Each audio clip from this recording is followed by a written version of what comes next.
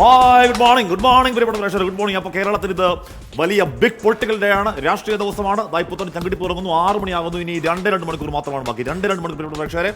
അപ്പോൾ നമ്മൾ ബാക്കി കാര്യങ്ങളൊക്കെ സ്ഥലം നമ്മൾ അതോട് കയറുകയാണ്. Hi good morning. Hi hi hi.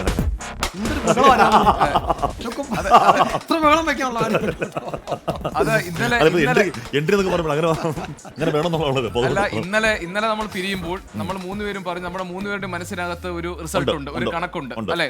Vijayan പറഞ്ഞു അത് നമ്മളിപ്പോ പറയുന്നത് ഔചിത്യമല്ല എന്നുള്ള ആ കണക്കിൽ ഉറച്ചു നിന്നുകൊണ്ടാണല്ലോ ഇന്ന് നമ്മൾ ഈ പ്രോഗ്രാമിനെ അവതരിപ്പിക്കുമ്പോൾ. കണക്കിൽ വ്യത്യാസമൊന്നും വന്നല്ലോ, എന്നാൽ ഒരു രാത്രി കൊണ്ട് വ്യത്യാസം. നമുക്ക് 3 പേർക്ക് അറിയാലോ നമ്മൾ 3 പേര് എന്താണ് മനസ്സിൽ പറഞ്ഞിട്ടുള്ളത് എന്നുള്ള കാര്യം. അതെ, എന്തായാലും ഈ പറയുന്ന 3 സ്ഥലങ്ങളിലാണ് ബൈ ഇലക്ഷനെങ്കിലും ചങ്കിടിക്കാൻ പോകുന്ന പാലക്കാട് തോന്നുന്നല്ലേ? ഫോട്ടോ ഫിനിഷ് ആണ്. അവസാന റൗണ്ട് വരെ ആ സസ്പെൻസ് നിൽക്കും എന്നാണ് ഞാൻ കരുതുന്നത്. എന്ന് പറഞ്ഞാൽ കേരളം ഇതുവരെ കണ്ട തെരഞ്ഞെടുപ്പുകളിലെ ഏറ്റവും സസ്പെൻസ് നിറഞ്ഞ, ഏറ്റവും ത്രില്ലറായ, ഒരുപക്ഷെ ഓരോ 5 മിനിറ്റിലും വേണമെങ്കിലും മാറി മറിയാവുന്ന, അങ്ങനെ വല്ലാത്ത രീതിയിൽ ഒരു എസ്.കെ. ഭാഷ ഒരു പൊളിറ്റിക്കൽ കൊണണ്ടം ഉണ്ടാവും ചില പാലക്കാട്. ചാൻസ് ഉണ്ട്. അത്ര ഒരു മണ്ഡലമാണ് പാലക്കാട്. ഇങ്ങനെ ഒരു മത്സരം കണ്ടിട്ടില്ല. ഇല്ല. ഇനി ചേലക്കരയിലേക്ക് വന്നാൽ ചേലക്കരയിലും ചിലപ്പോൾ പക്ഷേ അത് റിസൾട്ട് ആദ്യത്തെ 2 റൗണ്ട് ഇപ്പൊ ഞാൻ വരവൂരും ദേശമംഗലവും എണ്ണി കഴിയുമ്പോൾ അതിന്റെ അവിടെ കോൺഗ്രസ് UDF ടൈറ്റ് ആക്കുന്നുണ്ടെങ്കിൽ ഈ പറഞ്ഞ ഫോട്ടോ ഫിനിഷിലേക്ക് ചേലക്കരയും പോകും എന്ന് നമുക്ക് പറയാൻ കഴിയും. അത് അത്ര ടൈറ്റ് ആവും എന്നുള്ളത് നോക്കണം. പിന്നെ ഈ പറഞ്ഞ പാഞ്ഞാൾ മേഖല അവിടെ നിന്ന് ഇങ്ങോട്ടൊക്കെ വരുമ്പോഴേക്കും ഈ പറഞ്ഞ രമ്യ ഹരിദാസ് ലീഡ് ഉയർത്തിക്കൊണ്ട് വന്നു കഴിഞ്ഞാൽ ചിലപ്പോൾ അവിടെയും ആദ്യത്തെ 2 പഞ്ചായത്തിലെ ലീഡാണ് CPM-നെ സംബന്ധിച്ച്. ആഷ്മിയുടെ ഫസ്റ്റ് ബിഗിനിങ് ക്വസ്റ്റ്യൻ തന്നെ പെട്ടി വിവാദം ഉണ്ടോ പാലക്കാട്? ഈ വോട്ടിനെ സ്വാധീനിക്കുന്ന തരത്തിൽ പെട്ടി വിവാദം മാറിയിരുന്നു. ആ സമയത്ത് നമ്മൾ ഏറ്റവും കൂടുതൽ ഡിബേറ്റുകൾ നമ്മൾ നടത്തിയത് നീലപ്പെട്ടിയെ കുറിച്ചായിരുന്നു അല്ലെ? ആ പെട്ടി വിവാദം ഏതെങ്കിലും തരത്തിൽ വോട്ടറെ സ്വാധീനിക്കാനുള്ള സാധ്യതയുണ്ട്? ഉറപ്പായും. ഞാൻ എന്റെ കരിയറിൽ ഒരു തെരഞ്ഞെടുപ്പ്, നമ്മൾ പല തെരഞ്ഞെടുപ്പ് പോയിട്ടുണ്ടെങ്കിലും ഒരു തെരഞ്ഞെടുപ്പിൽ ഇത്രത്തോളം ഗ്രൗണ്ടിൽ ചെലവഴിച്ച തെരഞ്ഞെടുപ്പ് ഇപ്പോഴാണ്. ബാക്കിയുള്ള സ്റ്റുഡിയോയിൽ നിന്നുള്ള കലാപരിപാടികളായിരുന്നല്ലോ. ഇത്ര നാൾ ഗ്രൗണ്ടിൽ പോയി ദിവസമാണ് നമ്മൾ പെട്ടിവിവാദം കണ്ടം ചർച്ച ചെയ്തിട്ടുണ്ട്. പെട്ടിവിവാദം അടക്കം, ഈ പറയുന്ന സ്പിരിറ്റ് വിവാദം അടക്കം എല്ലാ വിവാദങ്ങളും ഒരുപാട് ചർച്ച ചെയ്തിട്ടുണ്ട്. നമ്മൾ ഗ്രൗണ്ടിൽ നിൽക്കുമ്പോൾ അവിടെ ഏതെങ്കിലും അവിടുത്തെ ഒരു വോട്ടർ വന്ന് ആഷ്മി പെട്ടിവിവാദം എന്തായി എന്ന് എന്നോട് ചോദിച്ചിട്ടില്ല. ഒരാൾ പോലും ചോദിച്ചിട്ടില്ല. വിജയമാട് ചോദിച്ചിട്ടുണ്ട്. ഇല്ല, അതിൽ വേറൊരു കാര്യം കൂടി ഉള്ളത്, ഞാൻ അവിടെ ഈ പെട്ടി വിവാദം ഉണ്ടാകുന്ന ദിവസം അവിടെ രാവിലെ എത്തി, ഈ രാത്രിയിലത്തെ നാടകം കഴിഞ്ഞു. പക്ഷെ അപ്പോൾ ഞാൻ അവിടെ പ്രേക്ഷകരോട് പറഞ്ഞത് അടുത്ത ദിവസങ്ങളിലെ പ്രചാരണത്തെ മുഴുവൻ സ്വാധീനിക്കാൻ പോകുന്ന ഒറ്റ വിഷയമായി ഇത് മാറും എന്നുള്ളതാണ്. സത്യത്തിൽ 2 ദിവസത്തെ ആയുസ് ആ വിഷയത്തിലുണ്ടായിരുന്നുള്ളൂ. മാത്രമല്ല നമ്മൾ പിന്നെ ചർച്ച ചെയ്തു എന്താണ് അതിന്റെ അവസ്ഥ എന്നൊക്കെ പറഞ്ഞ് വലിയ ചർച്ച ഉണ്ടായിരുന്നല്ലാതെ എനിക്ക് തോന്നുന്നില്ല അവിടെ വോട്ടർമാർ കാര്യമായി ചർച്ച ചെയ്തിട്ടുണ്ട്. അങ്ങനെയാണെങ്കിൽ പാലക്കാട്ട് ചർച്ചയാക്കപ്പെട്ട അല്ലെങ്കിൽ വോട്ടറെ സ്വാധീനിക്കുന്ന അല്ലെങ്കിൽ വോട്ടർ ഗൗരവത്തിൽ പരിഗണിച്ച ഒരു വിഷയം എന്തായിരിക്കും?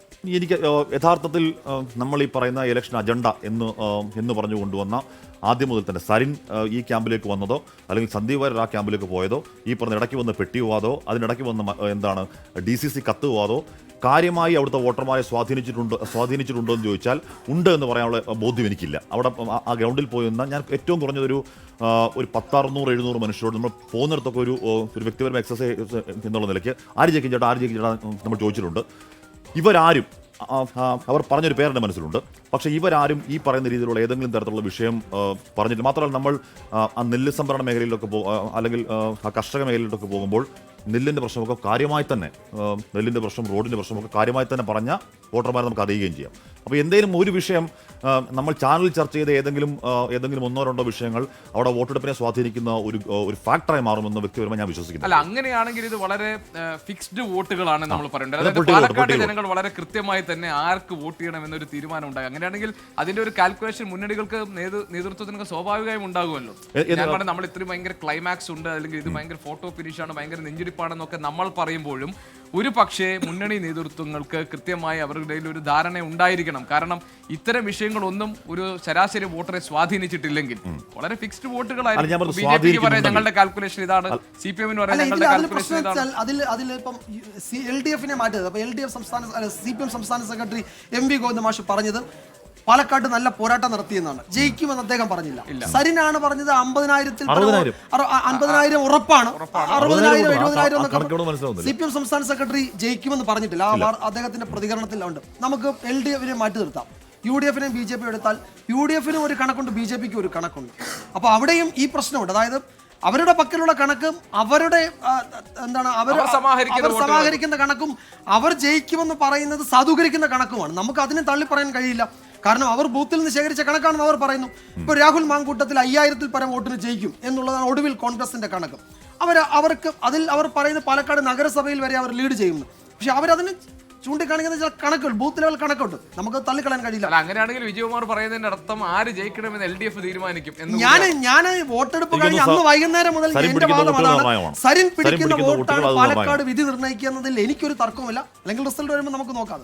എന്തായാലും ഒരു കാര്യം ഉറപ്പാണ്, ഇവിടെ ഈ പറഞ്ഞ ഏതെങ്കിലും ഒരു വിഷയത്തിൽ ആളുകൾ കാര്യമായി ഇറങ്ങി വോട്ട് രേഖപ്പെടുത്തിയിട്ടുണ്ടെങ്കിൽ അത് പോളിംഗ് ശതമാനത്തിൽ പ്രതിഫലിക്കേണ്ടതാണ്. ഈ പറയുന്ന വിഷയങ്ങൾ ആൾക്കാരെ പൊളിറ്റിക്കലി ചാർജ് ആക്കിയിട്ടുണ്ടെങ്കിൽ ഞാൻ മനസ്സിലാക്കുന്നത് ഇതൊക്കെ ഡിസൈഡഡ് വോട്ടാണ് എന്ന് പറഞ്ഞാൽ ഇലക്ഷൻ ആ തെരഞ്ഞെടുപ്പ് പ്രഖ്യാപിക്കുന്ന ദിവസം തന്നെ ആർക്ക് വോട്ട് ചെയ്യണം എന്ന് വോട്ടർ തീരുമാനിച്ചോ ആ വോട്ട് തന്നെ അവസാനം പോയിട്ടുണ്ട് എന്നുള്ളതാണ് എൻ്റെ വിശ്വാസം.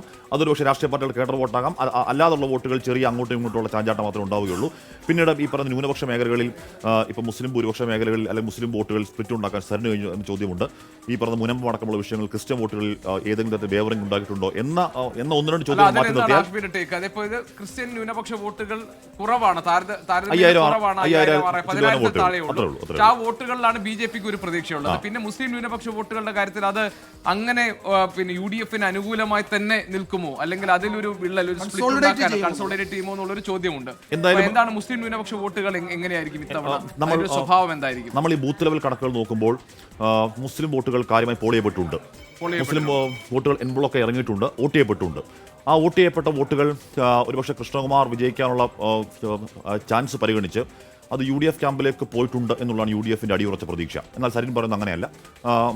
ഈ മേഖലകൾ എന്ന് പറഞ്ഞാൽ ഈ ശ്രീധരന്റെ വിജയം ഉണ്ടാകാൻ നേരം ഈ പറയുന്ന സെക്കുലർ വോട്ടുകൾ പോയി എന്ന് AK ബാലൻ അടക്കം ഉള്ളവർ പറയുന്നതിന് മറ്റൊരു വെർഷനാണ് അത്. എന്തായാലും ഗോപി വിജയകുമാർ ഇനിയിപ്പോൾ എത്രയാണ് 6-10 ആവുന്നു. ഇനിയിപ്പോൾ ചുരുക്ക സമയം മാത്രമാണ് ബാക്കിയുള്ളത്. ഈ ചർച്ചകൾക്കും വിലയിരുത്തലും പായലയുടെ പുപ്പലയുടെ പറയുന്ന പോലെ ഈ പറയുന്ന എല്ലാത്തിനും ഇവിടെ നമ്മൾ പറയുകയാണ് അല്ലേ. നമ്മളിനി പോകാൻ പോകുന്ന ബൂത്തുകളിലേക്കാണ്, റിപ്പോർട്ടർമാരിലേക്കാണ്, സ്ഥാനാർത്ഥികളിലേക്കാണ്. രാവിലെ സ്ഥാനാർത്ഥികൾ അല്പസമയം മുൻപ് BJP സ്ഥാനാർത്ഥി C കൃഷ്ണകുമാർ നീരാട്ട് ഗണപതി ക്ഷേത്രത്തിൽ വന്ന് പ്രാർത്ഥിക്കുന്ന കാഴ്ച കണ്ടു. കൽപ്പാത്തിലൊരു ക്ഷേത്രത്തിലാണ്,